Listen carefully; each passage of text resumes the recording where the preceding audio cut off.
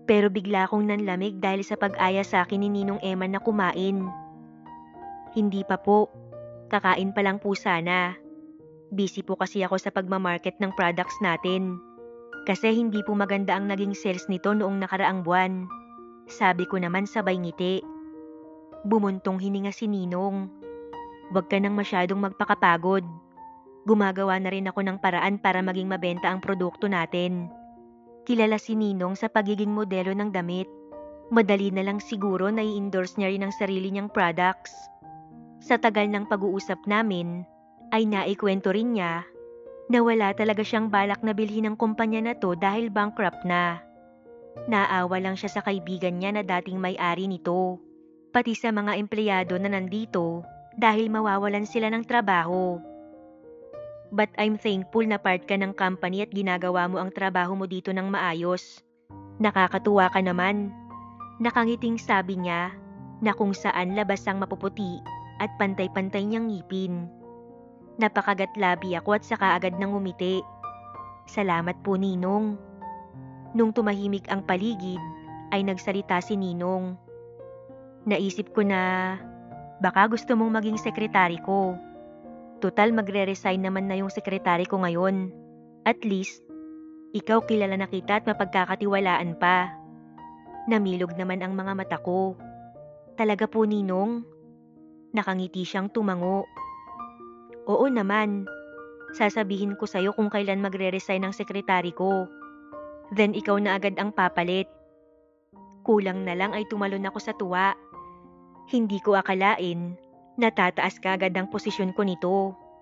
At nakakatuwa pa dahil palagi kong makakasama si Ninong Eman. Sige po, Ninong. Nakangiti kong sabi. Sige na, kumain na tayo. Bago pa may makain na iba.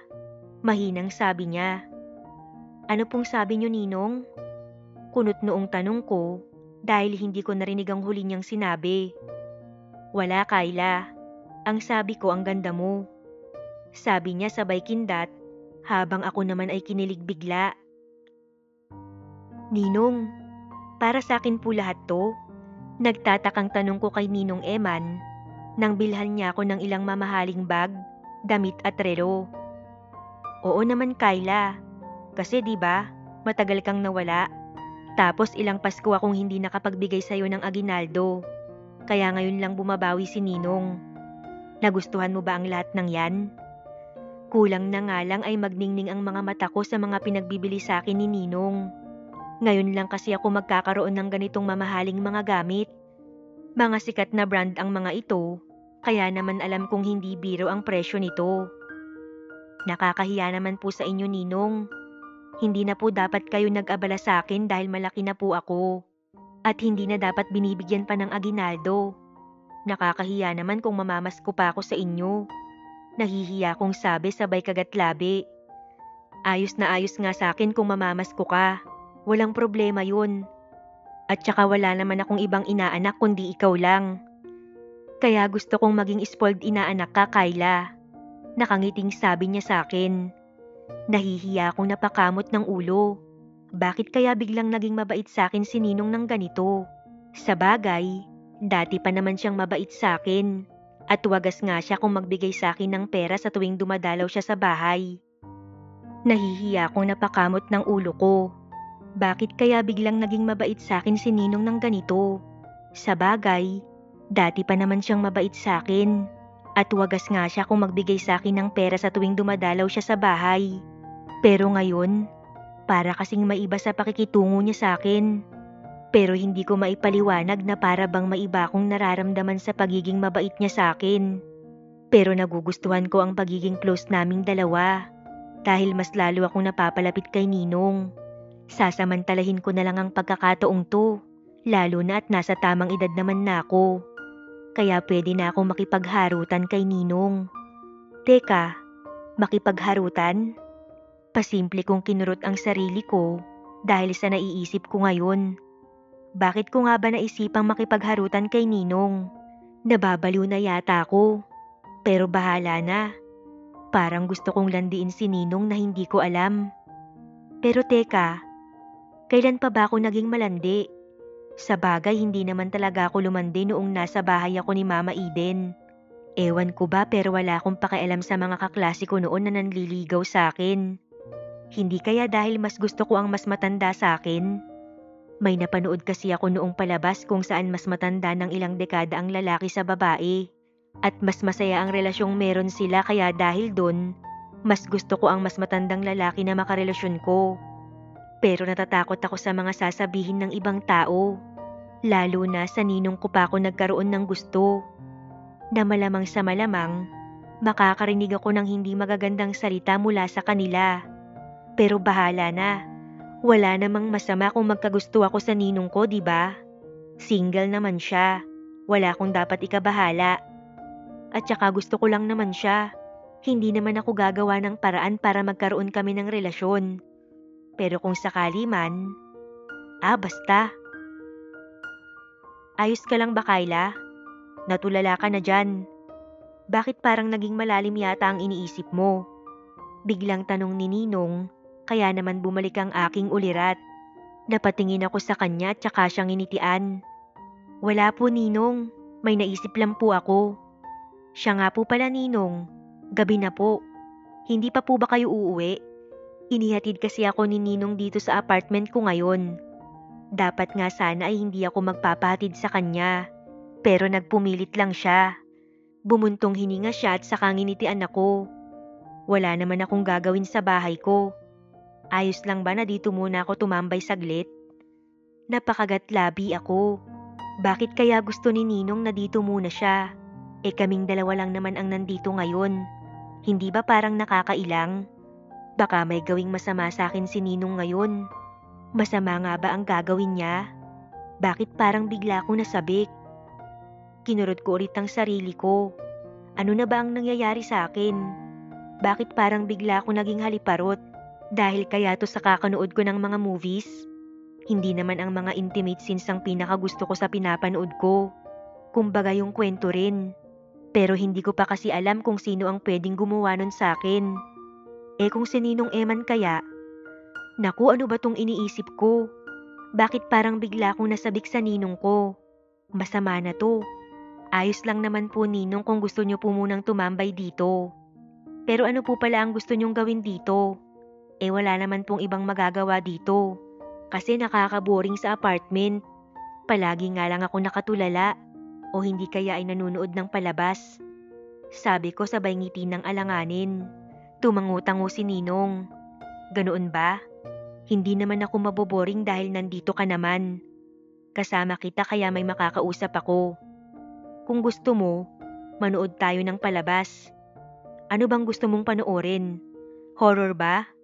Romantic movies? O fantasy movies? Suhestyon sa akin ni Ninong. Romantic movies na lang po, Ninong. Ayoko po ng horror. Lalo na at mag-isa lang po ako dito. Ayokong matakot. Sabi ko at saka mahinang tumawa. Sige po, Ninong. Maghahanda lang po ako ng makakain po natin. Nakangisi kong sabi. Tutulungan na kita, Kyla. Sabi niya at saka inasikaso na ang mga pinagbibili niyang pagkain. Nginitian ko lang siya. Habang tinatanggal niya sa plastic ang mga binili niya, para akong kakapusin ng hininga nang magdikit ang balat namin ni Ninong Eman. Sumanggi ang braso niya sa braso ko at dahil doon, hindi ko maiwasang mapapikit ng mariin. Ibang klase si Ninong. Ang lakas na talaga ng tama ko sa kanya. Hindi ko alam kung gusto ko lang ba si Ninong o parang may iba na akong nararamdaman sa kanya. Mga ganitong oras, dapat natutulog na ako dahil inaantok na ako. Maaga kasi ang pasok ko kaya maaga akong natutulog. Pero ngayong nandito si Ninong, biglang nawala ang antok ko. Tara na, Kyla, manood na tayo. Yaya ni Ninong Eman. Naupo siya sa sofa habang ako naman ay marahang naupo din. Naupo siya sa kabilang dulo habang ako naman ay nakaupo rin sa kabilang dulo ng sofa. Malaki ang space sa pagitan naming dalawa. Huminga ko ng malalim bago itinuon ang paningin ko sa palabas. Simple ko siyang sinusulyapan at talagang binabantayan ko ang kilos niya sa gilid ng mata ko. Bakit parang gusto kong lapitan si Ninong at humiga sa kandungan niya? Naging tahimik lang kaming dalawa habang nanunood. Pasimple akong tumitingin kay Ninong na tahimik lang habang nanunood. Talagang seryoso siya. Hindi nga siya halos kumukurap habang nakatingin sa TV. Habang ako naman ay hindi ko alam kung ano na ang nangyayari sa palabas na pinapanood namin dahil nakabantay ako kay Ninong. Para akong tanga na pasulyap-sulyap sa kanya. Napapansin niya kaya ang ginagawa kong pagsulyap sa kanya o hindi? Kasi parang hindi. Maya-maya ay biglang humikab si Ninong at pagkatapos ay napatingin siya sa akin kaya naman nagulat ako. Medyo inaantok na ako, Kyla. Sabi niya sa akin sabay kusot ng mata niya. Ayos lang po, Ninong, kung gusto niyong umidlip saglit. Pwede naman po kayong humiga muna. Sabi ko naman sa kanya. Talaga? Sige. Inaantok kasi ako dahil hindi ako nakatulog ng maayos kagabi. Ewan ko ba kung bakit. Salamat pala, Kyla. Nakangiting sabi niya. Nagulat na lang ako nang bigla na lamang siyang humiga sa hita ko. Napalunok ako ng laway habang nanlalaki ang mga mata kong nakatingin sa kanya. Pwede bang dito ako mahiga sa hita mo, Kyla? Para naman kahit papano ay may unan ako. Tila mapang-akit niyang sabi sa akin.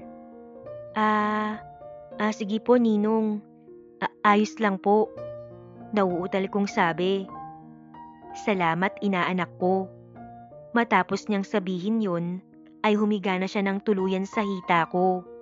At pagkatapos ay ibinaling niya ang paningin sa palabas. Ano ba tong ginagawa sa akin ni Ninong? Inaakit niya ba ako? O ano? Hindi kaya may lihim na pagtingin sa akin si Ninong? Para akong bumalik sa katinuan nang tumunog ang phone ko at tumawag si Papa. Hello po, Pa. Nakita kong mahimbing na natutulog si Ninong, kaya dahan-dahan akong tumayo at ibinaba ang ulo niya sa sofa. O anak, kumusta ka naman dyan? Balita ko, ang Ninong Eman mo na ang may-ari ng kumpanya na pinapasukan mo ah. Dire-diretsyong sabi ni Papa. Opo, Papa. Sa katunayan nga po gagawin akong sekretary ni Ninong kapag umalis na yung sekretary niya. Masaya kong balita sa kanya. Mabuti naman anak. Makikinig ka sa Ninong mo ah. Maging magalang kang inaanak sa kanya. Kahit na close pa kayo nung bata ka. Opo, Papa. Tatandaan ko po yan. Mabuti naman anak. Ayokong magkaroon kami ng hindi pagkakaunawaan ng Ninong mo. Sa sinabing yun ni Papa, ay parang bigla akong bumalik sa katinuan ko. Mali ang iniisip ko sa Ninong ko at hindi dapat ako magkagusto sa kanya. Nung matapos na ang pag-uusap namin ni Papa, ay nilagyan ko ng unan at kinumutan si Ninong sa may sofa. Pagkatapos ay pumasok na ako sa kwarto ko para matulog. Kinaumagahan paglabas ko ng kwarto, ay nakita ko si Ninong na nagkakape. I hope you don't mind. Sabay taas ng tasa. It's fine po, Ninong. Feel at home. Naging kaswal ang umagang yun at ayokong mag-isip ng kahit ano. Mag-iisang linggo na din simula nang dumaan si Ninong sa apartment ko. Nang bumalik kami sa opisina ay medyo iniwasan ko na si Ninong. Alam ko rin na ito ang tama. Kyla, pinapatawag ka ni Sir sa office. Tumango ako bilang tugon. Pagpasok ko ng office ay diretso akong kinausap ni Ninong. Iniiwasan mo ba ako, Kyla? Tanong niya sa akin. No po, Ninong. Sobrang dami lang talagang workload. Kung ganun, samahan mo ko mamaya. Kumunot ang noo ko sa sinabi ni Ninong. Saan po? Agad kong tanong. May business meeting akong pupuntahan at gusto ko, ikaw ang kasama ko. Tumango ako at nagpaalam na kay Ninong. Ayokong mahalata niya na iniiwasan ko siya. Sakto naman na marami talaga ang workload namin itong buwan. Kapag work-related ko na lang siya dapat nakausapin dahil ayokong suwayin ng papa ko. Nasaan na po ang ka-business meeting niyo, sir? Formal kong tanong habang nakatingin sa orasan na suot ko. 1 oras na kaming naghihintay pero walang dumarating. Ikaw. Baling niyang sagot sa akin. Napatulala ako pagkasabi niya nun. Po? Bakit po? Alam kong ako ang tinutukoy niya. Pero bakit po ako? Ano naman po ang pag-uusapan natin? Nakatingin at naguguluhang tanong ko sa kanya Kahit posibleng alam na ng isip ko ang sagot. Kyla, talaga bang iniiwasan mo ko? Dahil ba sa pagpunta ko last time sa apartment mo? You know what? I like you. And I think I do love you. Walang kurap na sabi niya habang nakatingin sa mga mata ko. Sa tingin ko, dapat na maging klaro na sa aming dalawa to ngayon. Sorry po Ninong, mali po lahat ng yun. Alam kong pareho tayo ng nararamdaman, Kyla. Sabi niya na hinawakan ng kamay ko. Pero mali po ito Ninong, dahil ninong kita. At higit sa lahat, parang tatay na ang turing ko sa'yo dahil matalik na kaibigan ka ng papa ko. At lahat po ng ito, alam nating hindi tama. At kahit kailan ay hindi magiging tama. Hindi Kyla, walang mali sa pagmamahal. Wala naman sigurong mawawala kung susubukan natin, hindi ba? Tanong niya sa akin. Para akong nablangko sa sinabi niyang yun, na ang tanging naisip ko lang ay ang pumayag sa gusto niya. Pinag-usapan namin ni Ninong ang setup namin, na hindi mo na kailangang malaman ng magulang namin at both sides dahil susubukan pa lang namin. Sa trabaho ay talagang professional, ni hindi kami nagtititigan sa loob ng opisina niya o nag-uusap ng tungkol sa aming dalawa. Tumagal ang relasyon namin ni Emma ng 1 taon na walang ibang nakakaalam. Normal na mag-boyfriend-girlfriend. Hatid sundo na parang nasa stage ng getting to know each other. Hanggang sa hindi inaasahang pagkakataon, ay talagang bumigay na ako sa kanya. At hindi na rin niya napigilan ang nararamdaman. Mahal na mahal kita, Kyla. Hindi na to subok. Totohanan na to. Sabi niya sabay halik sa noo ko.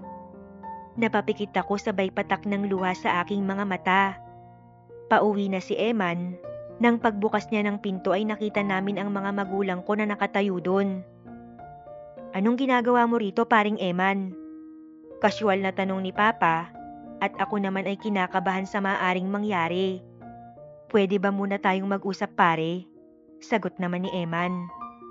Hindi na nakasagot si Papa at umalis na sila ng apartment ko. Naiwan kaming dalawa ni Mama sa loob at ipinagtapat ko sa kanya na may relasyon na kami ni Eman, ng ninong ko. Buong akala ko ay magagalit si Mama dahil alam kong mali ang sa amin ni Eman.